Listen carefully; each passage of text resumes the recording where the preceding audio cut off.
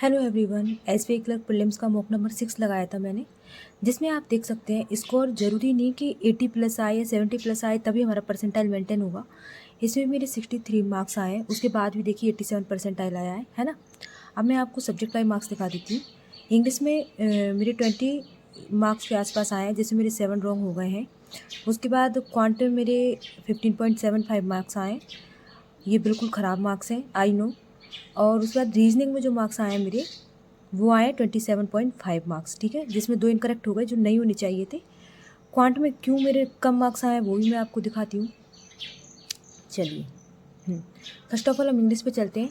अब इंग्लिश में आपको मैं दिखाती हूँ, क्योंकि इंग्लिश ही है सबसे ज़रूरी, क्योंकि इंग्लिश ना जो क्लर्क लेवल का जो प्रीलिम्स आता है ना, उसमें ईजी आता है। अगर इसमें ठीक है 4-5 क्वेश्चन रॉन्ग अफोर्ड कर सकते हैं, पर इतने क्वेश्चन भी रॉन्ग हम अफोर्ड नहीं कर सकते हैं, फिर मार्क्स डिक्रीज हो जाते हैं। ये यहाँ पे जो होता है, यहाँ पे ना लैंग्वेज की अंडरस्टैंडिंग की वजह से मुझे ऐसा लगा थर्ड ऑप्शन आएगा इसमें, पर देखिए ये रॉन्ग हो गया मेरा। एंड देन ये बहुत मतलब बहुत अच्छे लेवल के, बहुत ही अच्छे लेवल के ये थे वर्ड, सॉरी, क्या बोलते हैं इनको, रीअरेंजमेंट थे, है ना।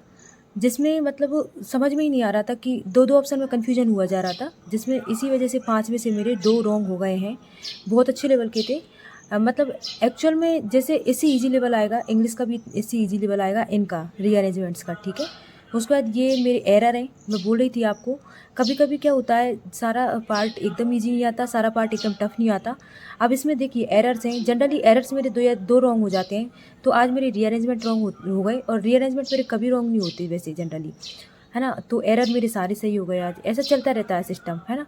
उसके बाद यहाँ पे एक रॉन्ग ये हो गया। फिर देखिए आप यहाँ पे, तो मुझे स्टार्टर समझ में नहीं आया था मुझे कौन सा लगाना है, तो मैंने इसको स्किप कर दिया था, और अच्छा वो स्किप कर दिया, क्योंकि उसके बाद मैंने 2 जो लगाए थे वो मेरे रॉन्ग ही हो गए थे। एंड देन ये मुझे लग ही रहा था यहाँ पे क्लिंच आएगा, बट ठीक है, वो वही है ना कि 50-50 पर नहीं खेलना चाहिए, वो रॉन्ग ही जाता है इंग्लिश में। तो अब क्वांट पे चलते हैं। अब क्वांट में देखिए, क्वांट में सारा ही खाली, इतना मतलब इतना ख़राब क्वांट वहाँ नहीं आती है, मैं इतना बता दूँ आपको, ठीक है। यहाँ पे क्या हुआ था मैं आपको बता देती हूँ। देखिए ये तो मैंने सॉल्व किया ही नहीं था, ये मुझे करना था मतलब, लेकिन क्वेश्चन की लेंथ देके मैंने इसको स्किप किया था, इसको मैंने क्वेश्चन की लेंथ देके स्किप किया था। और स्किप करने के चक्कर में ना मैं इतना कन्फ्यूज हो गई कि मैंने ये लास्ट के क्वेश्चन किए। उसके बाद टाइम 3-4 मिनट बचा था, और आई डोंट नो मतलब पता नहीं कैसे क्या, मतलब मैंने कबाड़ा ही कर दिया इसमें। उसके बाद जब लास्ट में जब चीज़ें बिगड़ जाती है ना, तो फिर हम ना होपलेस से हो जाते हैं, बट ऐसा नहीं करना है, ठीक है। ये तो मॉक था, हमारे पास ऑप्शन था। वहाँ रियल एग्जाम में ना चाहे 5 मिनट बचे, 4 मिनट, 5 मिनट नहीं, इवन आपके पास 25 सेकंड भी बचे ना, जब तक लास्ट टाइम पर हमें फाइट लेनी होती है, क्योंकि एक एक नंबर से ही सिलेक्शन होता है, एक एक नंबर से रिजेक्शन होता है, यही इंपॉर्टेंट बात है। एग्ज़ाम में जो पैनिक हो गया ना, वो तो पहले ही रिजेक्ट हो जाता है, ठीक है। जो लास्ट टाइम तक लड़ता है उसकी ही पॉसिबिलिटी होती है। रीजनिंग में चलते हैं। रीजनिंग में वैसे तो कुछ रॉन्ग नहीं होना चाहिए, ये मैंने स्किप किया था कि मुझे बाद में टाइम बचेगा जब मैं इसको करूँगी, ठीक है। क्योंकि ना ये पजल नहीं थी, इसमें 2-3 क्वेश्चन का सेट नहीं था, ये एक ही था, ठीक है। उसके बाद ये रॉन्ग हो गया था, ये वही लैंग्वेज मिसअंडरस्टैंडिंग और हम स्पीड में करने के चक्कर में रॉन्ग हो जाती हैं ऐसी चीज़ें। एंड देन ये, सॉरी, ये मैंने अटैम्प्ट नहीं, ये मैंने अटैम्प्ट नहीं किया था, ठीक है। इससे मेरा कन्फ्यूजन हुआ कुछ। अब ये देखिए, मुझे ये आइदर और केस लगा था, बट ये नाइदर नॉर का केस है।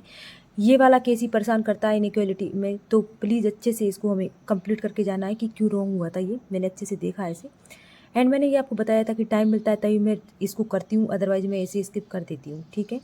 ये पूरा किया था। चलिए दोस्तों, फिर मैं मिलती हूँ आपको नेक्स्ट मॉक के स्कोर के साथ, मेरा कितना क्या रहता है, कैसा रहता है। और एसबीआई क्लर्क के एडमिट कार्ड आ गए हैं, जो मेरा एग्ज़ाम 27 सितंबर को है। आपका कब है वो बताना मुझे, किसका 20 को है, किसका 21 को है, मेरा 27 को है, ठीक है। दोस्तों, आप चैनल पर नए हैं तो प्लीज़ चैनल को सब्सक्राइब कर देना। Thank you.